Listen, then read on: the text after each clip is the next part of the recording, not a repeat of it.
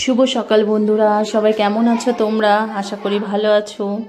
আজকে নিয়ে আসলাম আবারও একটা ছোট্ট মিনি ব্লগ ভিডিও। এই ভিডিওটা একটু অন্যরকম, কারণ প্রতিদিন তোমরা আমার ভিডিও দিয়েই দিনটা শুরু করো, কিন্তু আজকে আমার ছেলের মুখটা দেখে। কারণ ছেলের একটা সমস্যা হয়েছে জানো তো, ছেলের না সামনের দাঁতগুলো নড়েনি, অথচ পেছনে দাঁত উঠে গেছে। আর সামনে বার্ষিক পরীক্ষা, আর তার মধ্যে এই দুর্গতি। কি করব আমি, সেই টেনশনে আমার একদম মাথা কাজ করছিল না। তারপর তোমাদের দাদাভাই বললো চলো ডাক্তারের কাছে নিয়ে যাই। আর ডাক্তারের কাছে নিয়ে গেছিলাম, সেখান থেকে পুরো মুখের একটা এক্সরে করতে দিয়েছে।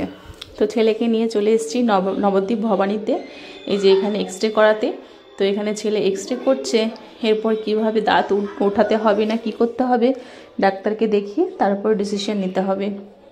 তো ছেলে তো ভয় ভয় পাচ্ছিল, সে কারণে আমি আর তোমাদের দাদাভাইও পাশেই দাঁড়িয়েছিলাম।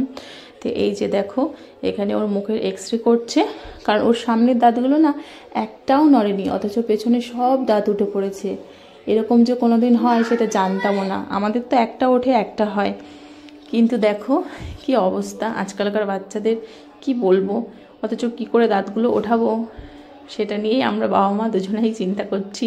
তার জন্য ডাক্তারখানা থেকে মানে তারপরে যে সোজা এক্সরেতে চলে এসেছিলাম, এখান থেকে এক্সরে করিয়ে আবার চলে যাব ডাক্তারখানায়। ডাক্তার কি বলে, কি মতামত দেয়, কি পরামর্শ দেয়, সেই মতো আমরা কাজ করব।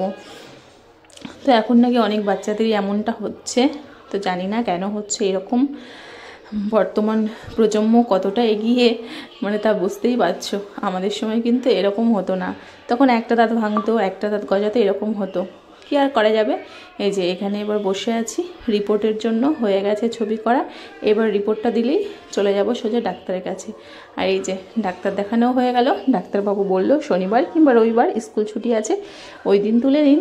তো চলো বাড়ি যাই, ডিসাইড করি সে শনিবার তোলা হবে না রবিবার তোলা হবে, কারণ এক সপ্তাহ পর আবার ছেলে মেয়ের পরীক্ষাও আছে। আর দেখো ওখান থেকে তোমাদের দাদাভাই বললো হাতে একটু সময় আছে, আর নবদ্বীপ যখন এসেছি চুলটা একটু কাটিয়ে যাই।